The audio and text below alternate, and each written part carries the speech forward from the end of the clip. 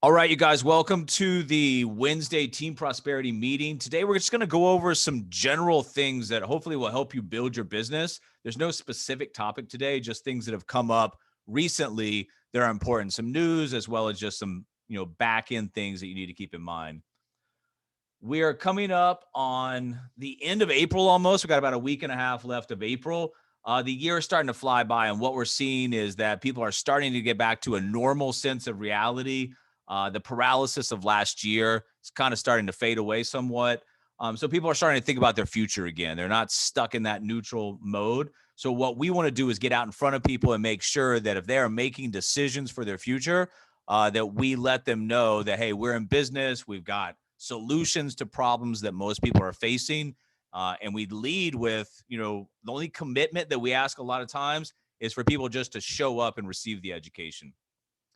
So last week, and remember, these are all recorded Facebook, YouTube, April 14th, we went over having a plan of action to overcome common obstacles, the power of possibility combined with the fear of missing out in your negotiation processes, getting your product in front of the ideal client. How do we do that?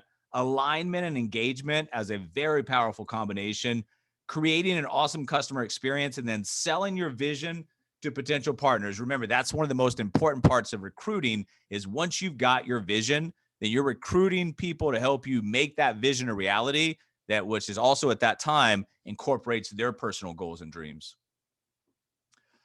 We've got to build this business one of two ways. It can be a combination, it can be either or, but as you're interviewing partners, they have to let you know what their plan of action is, because no plan of action is just, there's going to be failure there, and it's a waste of time for all parties involved. So we need to know, how do you plan to build your business? Because if it's organically with no money out of pocket, that can be done, and we can teach you, but you're going to have to hustle. You're going to have to manufacture the conversations. You're going to have to do what's necessary. If you're don't have a marketing budget and you're unwilling to go through that organic process to build up, to get paid, revenue and income, to pay yourself for the time invested and to create a marketing budget, you'll never be successful here. On the other side, the paid advertisement, we've got things that are clicking very well now that are about to, grow exponentially. So we have the recipe for success, and we've got all the components together to form a complete business model. What we need to know from potential partners is, how are they going to do it? Because we need to organize ourselves and set up the commitments accordingly for whatever they decide. Something that came up this week that's recurring over and over and over again. If I make an appointment for somebody, let's say it's a Thursday afternoon, and I'm making that appointment for Monday, and there's little to no reminders or notifications in that Friday, Saturday, Sunday leading up to the Monday appointment, your show rate is probably going to be close to zero. Remember, people's attention spans are very short.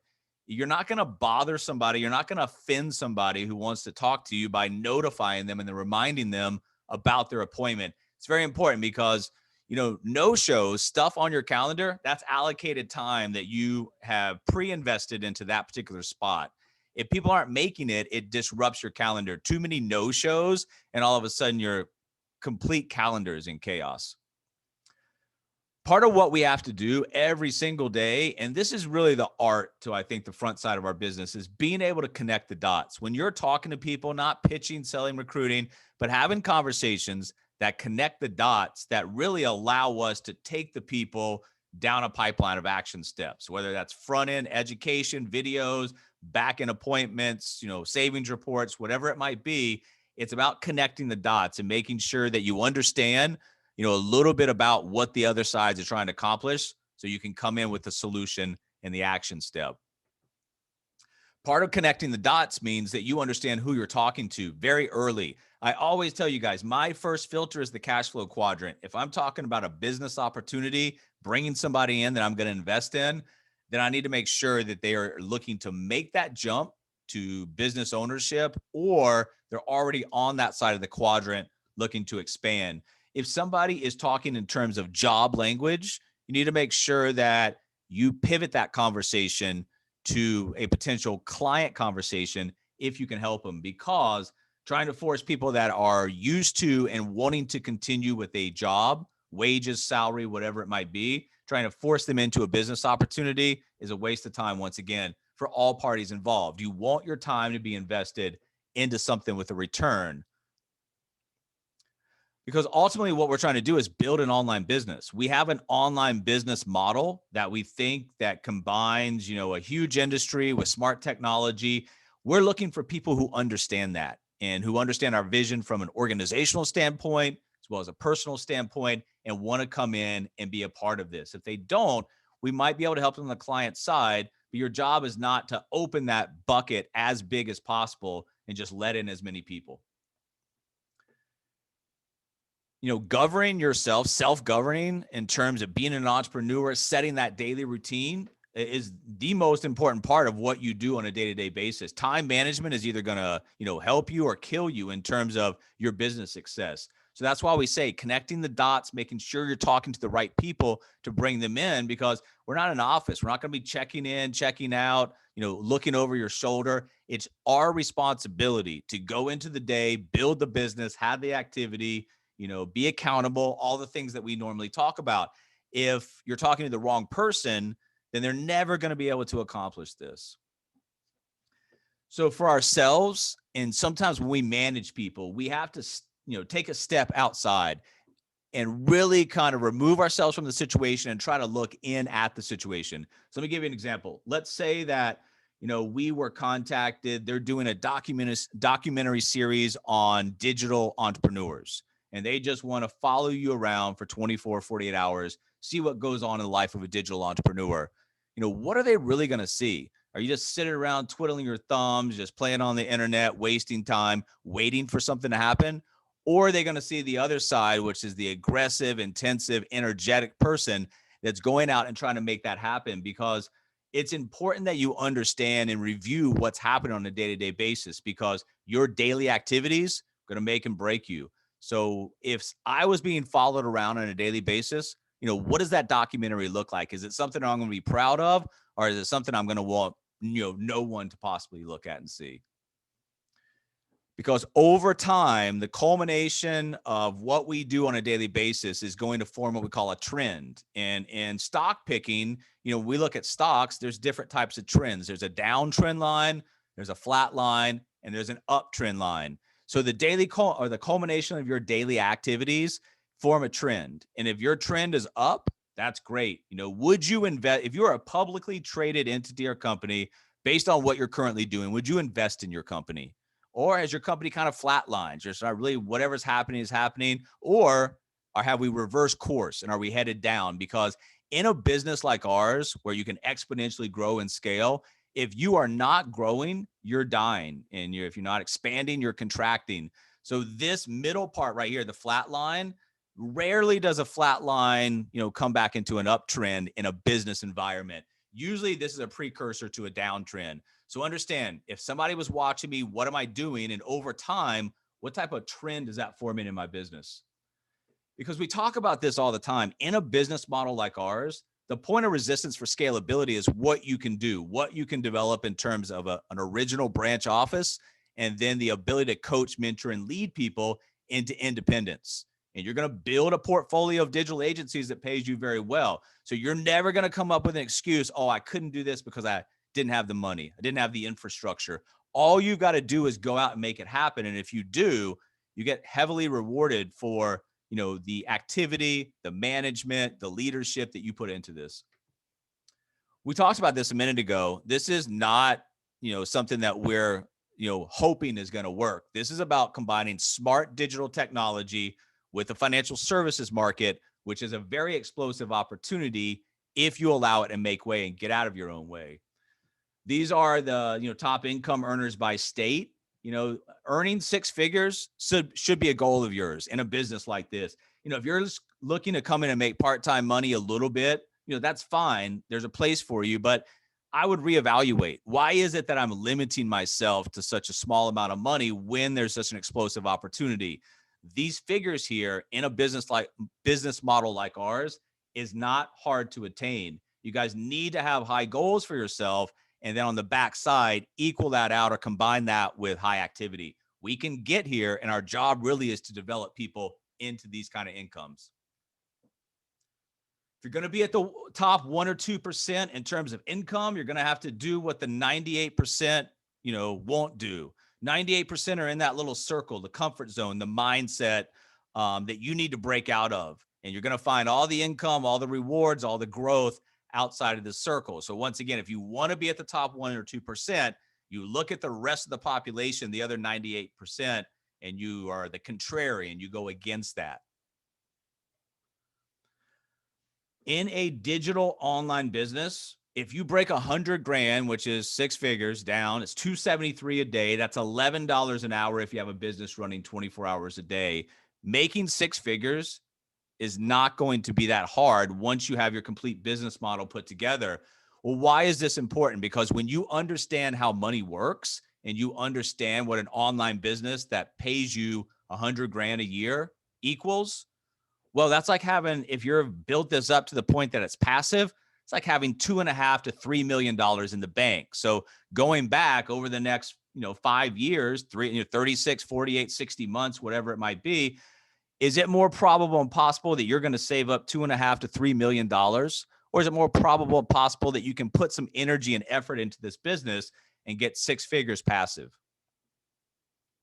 It starts, guys, with the income calculator. And we've laid out the business model so you understand that this is what I want to make. This is how much activity it takes. And this is what I need to do on a daily basis. And it starts with the income calculator. This allows you to forecast. This allows you to start seeing down the road before you're actually there to see what it looks like. And then all you got to do with these income calculators is start to write down activity goals that will get you there. Saying I want to be rich is a wish. Saying I want to earn $250,000, in income, within the next, 18 to 24 months, that's an actual goal. That's something that we can make stepping stones to get to. So think about what it is that you want, start forecasting some income levels that you're looking for, and then start getting a plan of action that includes your goals. That's that vision that's going to keep you going. And then the rest of it, which is the activity that's going to get you there. It's an easy, really 1, 2, 3-step process. You have connection. You're out there teaching people, changing people's lives in terms of financial education. That creates some type of engagement and promotion. Same thing we talk about: build, engage, sell, connect, engage, promotion. How bad do you want it? Because if you want it bad enough and you're willing to work for it, it's there. 100%. It's done deal. It's going to take persistence, and it's going to take the persistence of doing that grind until you don't have to. Building a business from scratch on your own, only you starting out, building it to, I don't know how many branch offices across the country, will be a huge accomplishment. And you will look back on that period of time and say, hey, I did it with such a feeling of accomplishment and confidence and, proud of yourself. But in the trenches on a daily basis, you've got to realize it's not going to be forever, but getting this off the ground is going to take, a period of time. We're going to have to dig in and make it happen. We talked about this, coming in today. We're a factory, and all we're doing on the, partner side is we're bringing in raw talent. We're bringing in people that we've evaluated and interviewed and feel that they can come in and, based on what they're telling us, make this happen for themselves, which also leads us to our personal and organizational goals. But on the back end, our end product is distribution of financial services and smart technology. It's leaders, and it's 6 and 7 figure earners. How many people can I put up across that map that we saw earlier in the top 1, 2% income earners? That's, a sense of, what we have in front of us and the opportunity. So it comes back to, if I'm going to go out there and I'm going to put the effort into it, well, what am I actually pushing into the marketplace? Does this innovation work? And will the marketplace accept it? Yes. The answer is yes. So you don't have to worry about that. So you can go out with confidence and realize that the marketing mix of what's been brought to the market and tested is good to go. So you don't have to come in and implement strategies in terms of a product or a price or a place. Basically, all we have to do is educate, promote, market, educate, whatever it is that you want to call it. The back end of the product of what we offer is good to go. So let's look at the 4 ways that you can really position your business to be in a great, place. Position, innovation, disruption, and execution. So the innovation disruption comes from the product that we offer. The position and execution comes from what we're able to do on the personnel side. That's what you have to do. You have to position yourself. And remember, we're not talking about brick and mortar like 7-Eleven and McDonald's and Walgreens here. We're talking about online positioning. We're talking about digital real estate. And then the execution. So we provide that. The innovation and disruption is already provided. Get 4 of those things going simultaneously. Watch what happens to your business. Now, I know there's been population changes, so this has to be taken into context. But what I'm trying to tell you guys here, if there's something that the marketplace will accept and there's a useful need for it, the adoption rate is very quick when you look at what happens for technology. So products and services that we offer in this environment, the adoption rate can be very, very fast. So the velocity and the speed at which you build your business can increase and really pick up. So with all that being said, why can we not take what we have in place right now and run with it? Well, there's no reason why. A lot of times what stands in our way is only ourselves. It's those personality defects. It's the self-sabotage, the lack of motivation, laziness, whatever it is that we have to get rid of and that we have to face in terms of ourselves so we can move forward and be successful. Our business most of the time is going to start with warm market lead generation. And what I've found in this business and what I found overall is that if you've got something that you're proud to offer that can help people, the easiest way for other people to get behind it and understand and be put in a position where you can introduce things is your mission, not the company's mission, your mission. Why are you doing this? Share that with the people that you know, whether it be, relationships, affiliations. Why is it that you do this? And make sure that you understand and can articulate that in a clear and concise way to the other side. The mission works. People don't want to talk about our company. They want to talk to you. Why are you doing what you're doing? Why are you so excited about it? The mission. And that's what you need to spread to other people, because that, and especially in the warm market, is going to allow the other side, not in a environment where they're being pitched to, sold to. They can ask questions. And you can also ask them to get behind your mission and help you. And for referrals, for inside the warm market, direct interaction, that works the absolute best. You need to start explaining to people and helping them understand that money is just simply a tool. So for example, if they had an extra $2,000 a month, what would they do with it? They didn't have to make their mortgage payment anymore. If that was paid off, what would you do with the money? If you had a retirement account that was going to provide you with what you dreamed of for retirement, how would that make you feel? Money is a tool. If you're not using your tools effectively, or your tools are not even in a position where you can really use them effectively, then you're not going to build the kind of lifestyle, whatever it is that you're looking for, that you want. And that's where the noise comes in. So a lot of times people, especially in money related issues, they're letting the opinions of other people who probably aren't being successful financially, they get trapped in that. And then all of a sudden you get trapped in the system. So we want to break out of that system. We want to break that cycle. We want to start to teach people how to reverse that cycle, effectively stop the drain of what's happened to them financially. And it goes back. Money is a tool. If we stop that drain, you weren't leaking, X amount of money per month. What do you do with that? Because if you do not change your ways, and this is, what we try to talk about in these meetings is for both partners and clients. If you're going to use the same old thinking, you're going to get the same old results. So if things aren't working for somebody right now, one of my main questions is, and I love these 2 questions, why do you think that's happening? Because that's forcing them to come up with an answer or reflect, well, okay, if something's not going right, why is it not going right? And then number 2, what are you currently doing to address or solve the issue? Those 2 things will put somebody in a frame of reference or a mindset to help them understand, hey, I need help.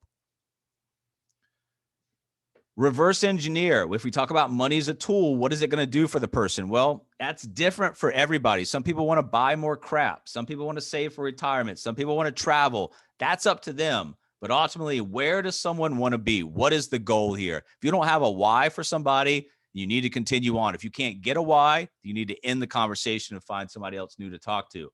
How can they get where they want to be? Well, what's the roadmap here? Are they currently on an avenue or path to get there? What's it going to take? How should I proceed? Reverse engineer always leads back down to action steps. Remember, if we were going to, let's say we were going to buy a sailboat and sail over to the Amalfi Coast over on the Mediterranean, and we just get in our sailboat and we just go out to the middle of the ocean and we expect just to drift around and somehow end up there. Well, that's essentially what's happening. It doesn't matter if we're talking to a client or a partner. If they don't have a map to get where they want to go, they either need to give up now and just realize it's not going to happen, or they need to actually get a map. This is the cycle that we're trying to disrupt. You know, the early years of having energy and time but no money, to where you get in the middle age where you have energy and money but just simply no time, and when you get older age, you have the money and time but no energy. So why is it that we can't effectively reverse some of this cycle and give people opportunities earlier on in the life cycle? You know, the opportunity to spend more of your life doing what you want to do, with who you want to do it with, how you want to do it. That's freedom, guys. And it really comes back to helping people understand that if you have a fixed or a scarcity mindset, you know, you need to start to evolve and break out of that to an abundance mindset. Because if you're, no matter a client or a partner, if they're secretly thinking that this can't happen, deck stacked against them, that'll never materialize, the law of natural attraction, that'll just lead them to that point. The abundance mindset, the growth mindset has to be in place for somebody to see down the future and understand a better future.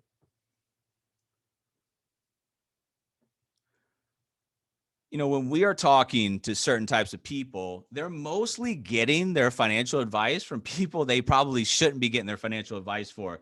You know, and it's most of the time the family. You know, Uncle Harry, you know, is Uncle Harry a degenerate gambler and he's giving you money advice? Or maybe, you know, your cousin Steven, maybe he's giving you investment advice over the years. You thought he was doing really well off, but, you know, secretly he just filed for bankruptcy. So a lot of people are getting financial advice from people they should never get financial advice from.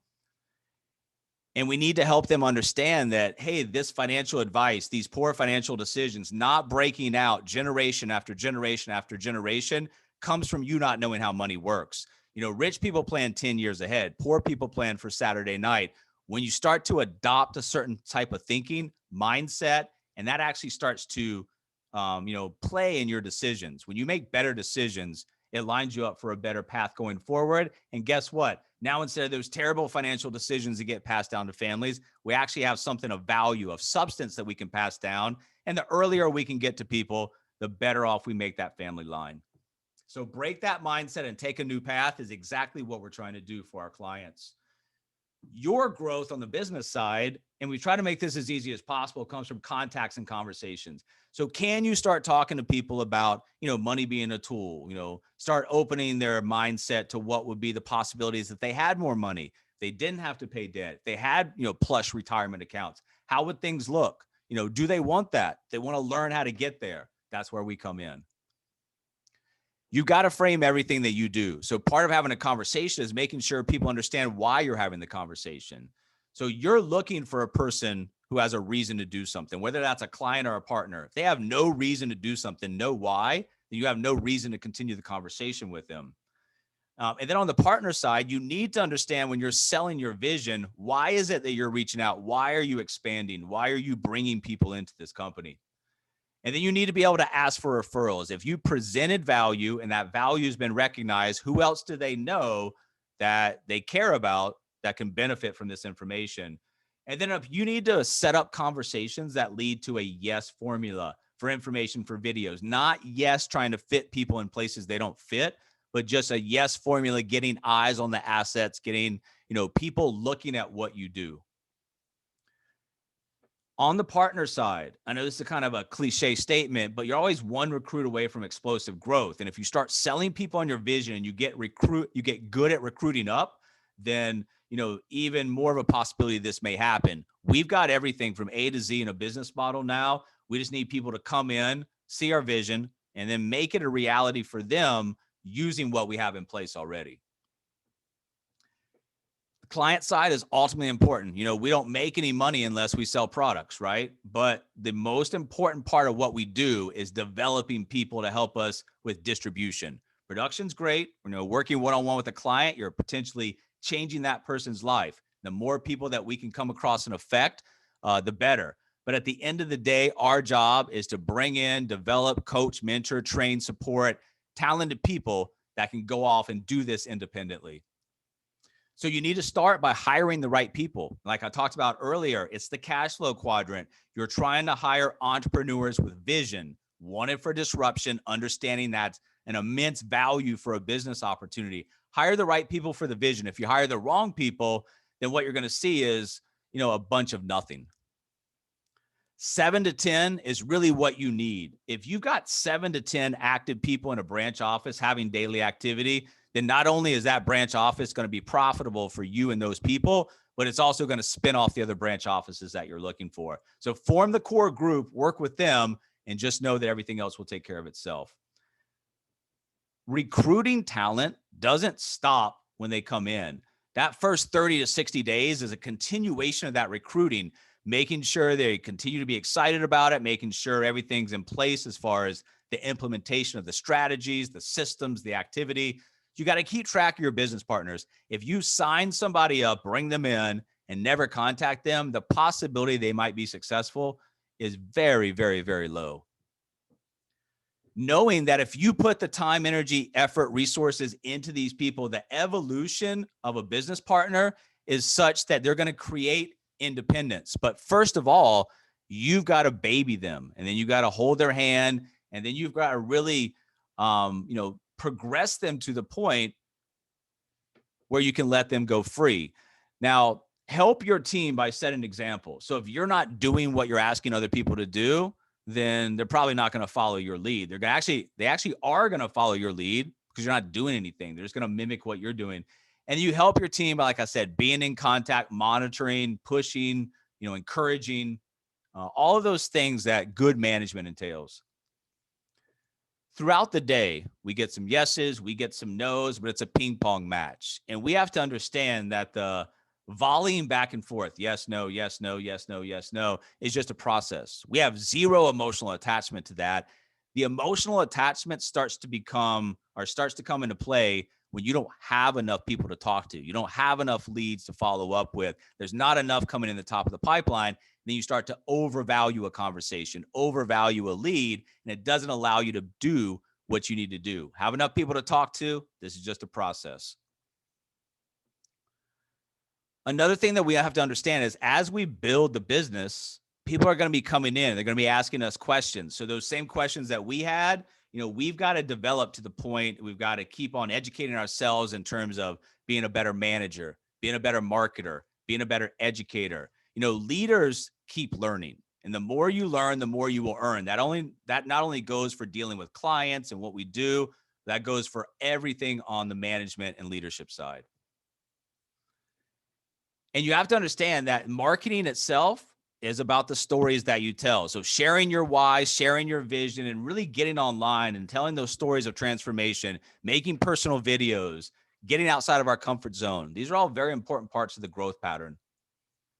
You got to learn how to stand out. If you look online, there is so much garbage, people doing this, people doing that, people pitching this, people pitching that.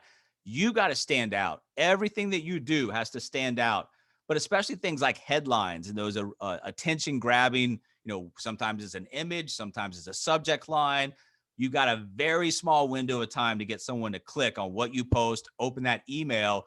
And a lot of times good marketers, they will test different variants to see what works and what doesn't work. And they'll just continue to work something that is working until it doesn't work anymore. If you concentrate on the results, especially in the beginning, then you're going to be disappointed. What you focus on is increasing metrics that you have complete control over, like activity, and the results will show if you just continue to concentrate on those type of things and keep going. Developing self-discipline is one of the things that's, a constant battle for all of us. Things like time management, all those things that we normally talk about that holds people back. It's a constant battle between you and yourself. So in terms of talking to yourself or talking to your partners as they come in, it's about rephrasing different types of language. Instead of saying things like, I don't have time, just try telling yourself or trying to tell other people, hey, this is just not a priority. See how that feels. Your goals and dreams, they have to be a priority. If they are not, then what's going to end up winning out over your goals and dreams is your excuses. So master yourself first, learn, then teach other people how you did it for yourself. Your excuse, and we just talked about this. One thing's going to win out. And then on the other side, you can't let fear cripple you, because if you have the fear of rejection, you're never going to be successful in a lot of things in life, but especially not a business like this. You've got to realize people are not rejecting you. Sometimes they're rejecting their ability to do something. Sometimes they're rejecting a better future, whatever it might be. It's not you.